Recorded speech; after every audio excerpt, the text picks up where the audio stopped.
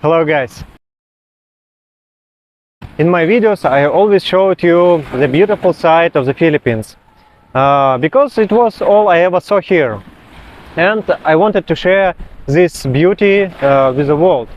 However, I heard rumors about some places in the Philippines were dangerous, like Mindanao. I don't think that people who told it to me were lying, but I heard it from perspective that they are Filipinos and they lived whole life in a good environment with kind, polite and friendly people. So maybe if someone wasn't so kind and friendly, they thought that it's a not good person. And I grew up in Moscow in 19th when it was kind of dangerous place to live. So I heard it from a different perspective, and when I needed to go to Davao for a couple days, I decided to make a road trip to see what's going on there. I bought a ticket from Dumaguete to Dapitan by ferry. It cost me about 400 pesos, little bit more than $7. And my neighbor on the ferry was a young Filipina. We talked a little bit, and she warned me about that I shouldn't go through Cotabato city and choose another way. I asked why should I do it, and she told me about local people who make fake checkpoints there, especially on the hills at night, to rob and kill people, especially foreigners. I started my road trip on Friday about 6 p.m. It wasn't my first road trip. I made one last year around Negros, so it was about 700 kilometers. But now my way was twice longer, 700 in one way and 700 back.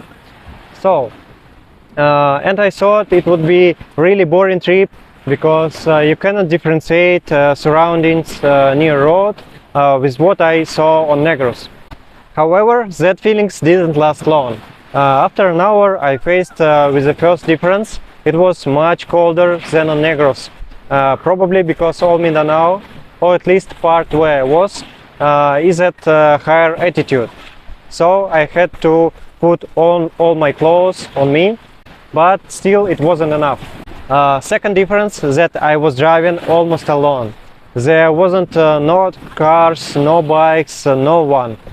So it was almost empty road. And third difference was that there were a lot of checkpoints. Almost all of them were empty, maybe because of the night. But now I fully imagined and understood how local people can make fake checkpoints and rob and kill people there. I got to the point where I should decide what road I should take, through Cotabato or another one. And I decided to take advice from my ferry neighbor and choose another road, not through Cotabato. It was a road through Marawi city. And for this moment I didn't know anything about this city. Firstly, I noticed that there were a lot of trash on the roads. And then I paid attention on the billboards. They were not typical Filipino people. They were dressed in different clothes, like from Eastern countries. And also checkpoints. Checkpoints were much often there, maybe few in each kilometer. It was dirty and empty city. I was driving really slow, maybe 10 or 15 kilometers, because I was watching on my Google map to don't lose my way. And after a while I saw a car behind me. But car didn't try to overtake me, and it was suspicious. So I made a turn and car made the same turn. I turned to another street and car still followed me. So I made, I don't know, maybe 4 or 5 turns, but car still was behind me. So I decided to put my phone in my pocket and pushed full gas. Because of there were a lot of checkpoints where a motorcycle can drive through fast and car needs to make a turns on each. I fastly broke up from chase. I knew that I would be an easy victim outside of the city because there is a straight road without any turnings. Therefore, I decided to hide in a building under construction. I put there my bike and turned off my engine. After a while, I saw this car passed through and they didn't saw me there. So after maybe 10 or 15 minutes, I continued my trip and I decided I would never come back in this city. It was about 2 a.m. when I left Marawi and I was driving on a main concrete road, but at some point this road was ended, so it was mud in front of me. I decided maybe I should go back and check, maybe I lost some turn or something, because also there wasn't a signal of GPS. So I drove back for another maybe 2-3 kilometers, but there wasn't any turnings. So I decided to take this road again, and maybe it was just a road under repairing. So after 50 or 100 meters, I hoped that there will be a concrete road again. But after that, there was only jungles. So I had no choice but only drive back through all Marawi.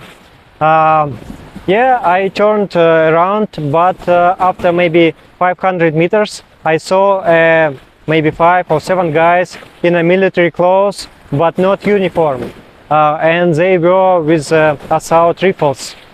So you can imagine, yeah, mate behind me, no turnings, and group of guys in front of me with the guns.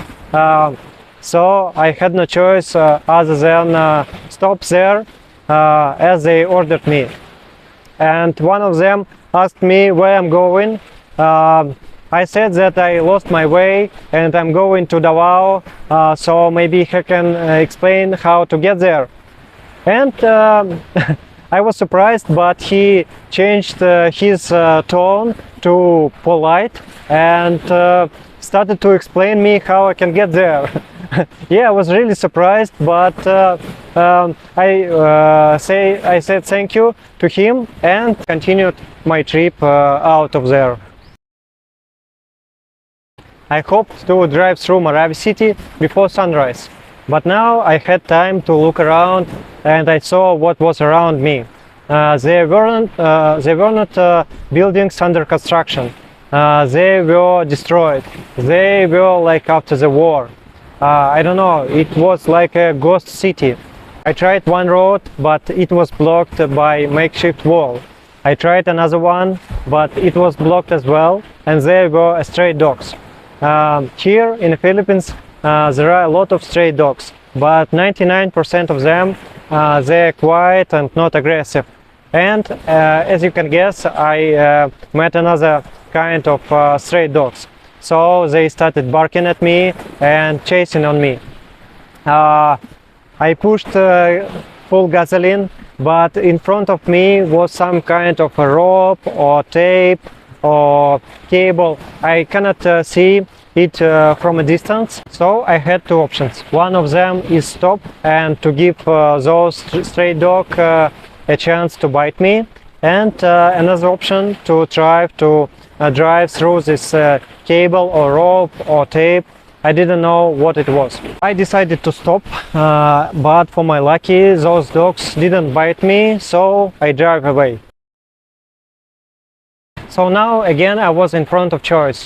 Should I go through Cotabato or should I go through Cagayan de Oro? Because road through Cagayan de Oro was longer, maybe 100 more kilometers. And I decided to go through Cagayan de Oro because I don't know what should be in a Cotabato if no one even told me anything about Marawi city. A day I was stopped by police, real checkpoint, and I asked them about Mindanao. Is it really dangerous here?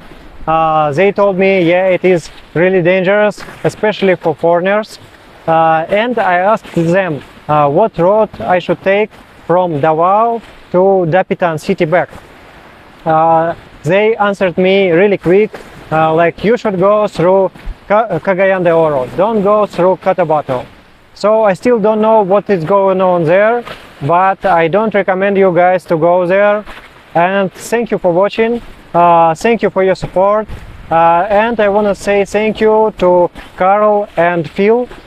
They supported me via PayPal, so thank you guys, it really means a lot for me. And see you in the next videos. Bye.